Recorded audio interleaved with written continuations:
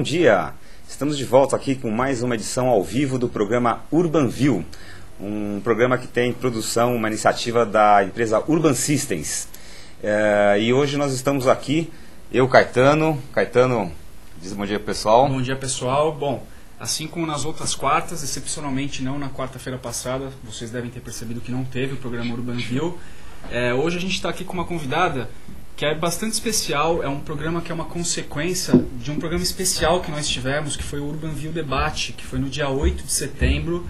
Daqui a pouco o Gilberto vai apresentar a convidada para vocês. E eu queria dizer aqui um oi para o Jalves, para o Marcelo Solerric, o Mena Barreto, o Neto Palma, o 45, a Bia e o Gui Pinatti, que estão logados aqui no nosso chat. Lembrando, para quem não conhece, que são duas formas de participar, tá? Vocês podem entrar no chat, assim como o pessoal que eu acabei de falar, e ver os comentários dos outros participantes, ou mandar sua pergunta através do Linha Direta. Na própria home da UOL-TV, você só digita a sua pergunta, clique em enviar, e aí durante a entrevista o Gilberto vai me chamar e eu vou fazer as perguntas de vocês para a nossa convidada, que o Gilberto vai apresentar aqui para vocês. Participem. É isso aí. Caetano, hoje a gente está um dia especial, né? O Urban View está prestes a completar 4 anos. Exatamente. E hoje eu e o Caetano estamos comemorando aqui um ano à frente do Urban View. Exatamente. Né? Parabéns, Caetano, parabéns para mim, parabéns para você, parabéns para quem nos assiste. A gente está fazendo hoje um ano aqui à frente do Urban View, nessas mudanças que a gente aqui implementou aqui no programa, um ano recebendo convidados, um ano tendo a audiência de vocês, a gente agradece, e a gente está aqui já nesse segundo semestre de 2010 aqui discutindo as mudanças, as transformações pelas quais o Brasil vem passando, um ano aí de eleições presidenciais, de muitas promessas, de muitas expectativas do que vai acontecer, um ano que a gente está com ansiedade aí de 2 grandes eventos esportivos também que vão causar grandes impactos no nosso país, né? A gente tem a Copa do Mundo em 2014, a gente tem as Olimpíadas em 2016, então aí a gente está chamando aqui convidados sempre muito interessantes, bem legais, para discutir quais são os impactos, quais são as mudanças, que impactos que estão trazendo nas áreas de atuação desses convidados, né?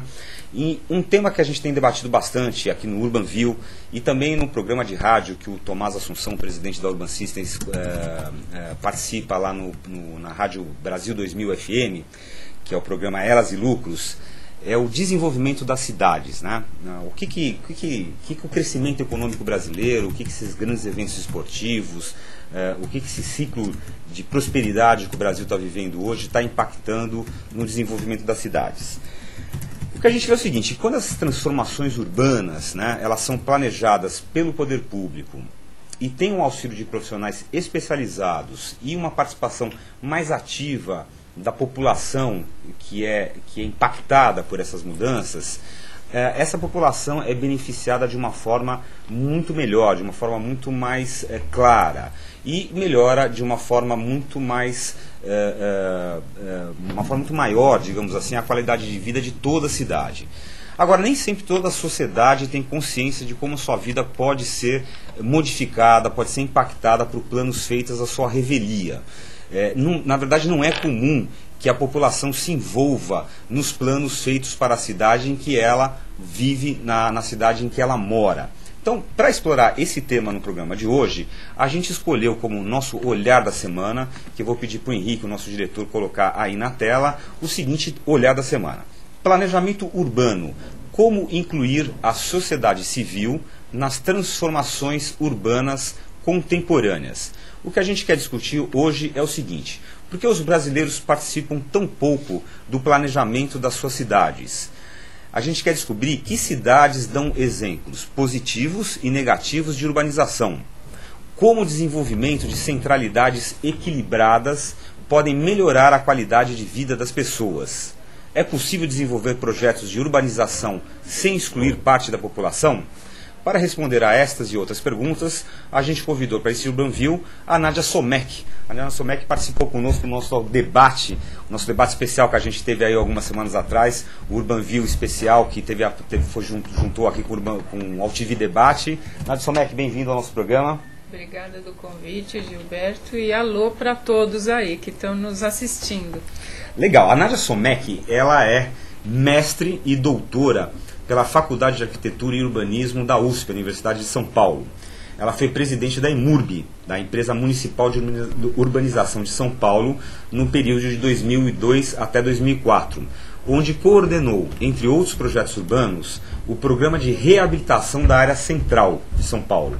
Foi secretária de Planejamento Urbano e Ação Regional de São Bernardo do Campo no ano de 2009, diretora da Faculdade de Arquitetura e Urbanismo Mackenzie entre 2005 e 2009 e consultora do Plano Nacional de Habitação entre 2008 e 2009. É autora do livro A Cidade Vertical e o Urbanismo Modernizador, de 97, e coordenadora dos livros Caminhos para o Centro, de 2004, e A Cidade que Não Pode Parar, de 2002.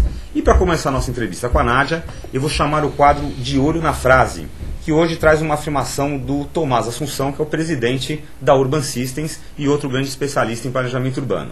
Diz o Tomás: devido ao crescimento rápido e desordenado da capital, novos eixos de desenvolvimento favoreceram o desabrochar de algumas regiões e causaram a obsolescência de outras. O potencial imobiliário de São Paulo está bastante limitado devido ao crescimento rápido e desordenado da cidade. A capital concentra 11 milhões de habitantes em 1.525 km², o que possibilita que cada morador tenha disponível apenas 0,14 m². Essas limitações não justificam a existência de áreas abandonadas, enquanto o setor imobiliário busca alternativas para reverter o esgotamento. Puxa, Nádia, é isso mesmo? 0,14 m² para cada indivíduo que mora na Grande São Paulo? Aí, aí nós não estamos considerando a metrópole paulista. Isso é um primeiro erro que todo mundo faz e é uma primeira mudança da sociedade e do jeito de encarar a cidade que precisa ocorrer. Não dá mais para a gente pensar em limites administrativos do município. Nós precisamos pensar na metrópole como um todo. O mundo inteiro agora está pensando na metrópole contemporânea, que reúne mais de um município e que mudaria um pouco esses indicadores. Né? Nossa metrópole paulista, só na região metropolitana nós temos 18 milhões de habitantes, está chegando aos 20 milhões, e nós temos o que conceitualmente hoje os urbanistas estão percebendo que está ocorrendo no mundo inteiro. Nós temos a produção de uma cidade difusa, ou seja, a cidade não é compactada, nem internamente, aí o Tomás está acertando, tem buracos nas cidades que não estão ocupadas, mas não só nós não compactamos a cidade dentro dos municípios todos, como nós estamos destruindo o meio ambiente, ampliando a chamada cidade difusa, que pipoca loteamentos e condomínios fechados em volta da região metropolitana. Pena que eu não estou com um mapa aqui para mostrar como é que ela foi produzida. Então isso é uma questão que nos remete à produção das cidades, aos agentes, ao capital imobiliário, que busca novas alternativas de produtos imobiliários, novas alternativas de empreendimentos cujos preços fundiários são mais baratos. Estou falando muito complicado? Não. Os preços são mais baratos da terra e, portanto, os lucros são maiores. Então, isso não é bem uma racionalidade de produzir a cidade, mas, por outro lado, não concordo com o Tomás, que o crescimento é desordenado. Ele tem uma ordem cuja lógica é a lógica do lucro.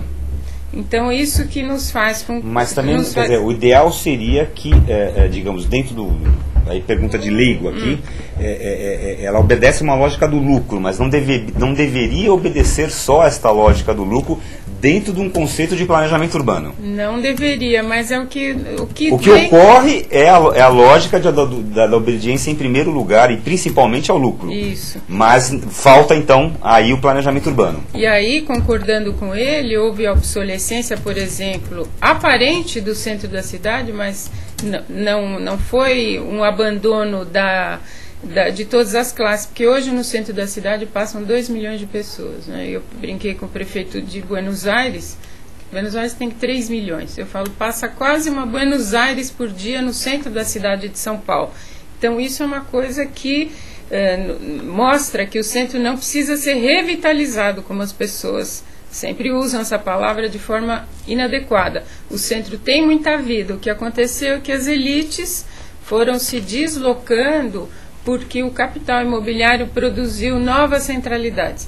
Primeiro nos anos 60 na Augusta, depois nos anos 70 na Paulista, depois na Faria Lima, hoje na Berrini, Marginal, é a nossa nova centralidade terciária. Então, ao abandono, como o Tomás mencionou, de forma acertada, ao abandono e à obsolescência de algumas áreas, ao mesmo tempo a região metropolitana cresce e dilapida os recursos naturais, e a gente vai produzindo essa cidade dispersa, difusa, e o que a gente precisa hoje é trabalhar para compactar a cidade, dar uma produtividade maior para a cidade. Mas esses 2 milhões, por exemplo, essa Buenos Aires que você se referiu, que passa diariamente no centro da cidade, ao mesmo tempo há um paradoxo aí, porque à noite o centro continua abandonado, o centro, digamos, como área residencial, ainda é mal visto, e no final de semana, por exemplo, já faz um certo tempo eu fui passear no centro e fiquei um pouco chocado de ver que o centro da cidade, no final de semana, além de ter pouca gente, ter turista ou um ou outro passeando, muito sujo, uma cara um pouco abandonada. Quer dizer, esses 2 milhões ali não estão circulando, digamos, só durante o período diurno a trabalho? Será que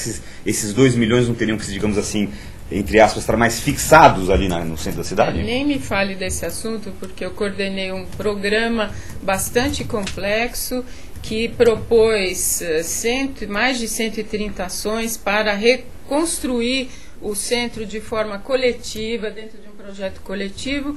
Tínhamos recursos do BID, ainda temos, né, que não foram gastos. Eu saí da prefeitura em 2004 e de lá para cá, e até no mês passado saiu um editorial do Estadão, que eu falei, pelo menos alguém tem memória nessa cidade, que dizia justamente isso, que foi um abandono de um projeto coletivo e que tem um fundo político partidário esse abandono. Então o que acontece? A gente trabalha de forma técnica e a descontinuidade político-partidária faz com que ações que poderiam ser boas para a cidade sejam desconsideradas. Você afirmaria, vamos supor, saindo especificamente desse exemplo de São Paulo a que você se referiu, mas olhando o Brasil como um todo, que o planejamento urbano no Brasil ainda sofre dessa questão político-partidária, ou seja, um governo acerta num determinado planejamento urbano, faz um bom planejamento urbano, chega o governo seguinte, para não dar continuidade àquele partido X, ele pega, esquece, engaveta aquilo lá e faz uma outra história? Infelizmente, a gente vê acontecer isso. Isso em todos os planos, municipal, estadual. Eu preferia que mudasse o nome e continuasse, não tem importância, esqueceu, porque é a cidade que perde, isso nos deixa muito triste. E o mundo inteiro, nós estávamos conversando agora há pouco, o mundo inteiro hoje com essa questão da globalização está buscando formas de valorizar sua identidade. Então as grandes metrópoles do mundo estão com seus centros bem cuidados,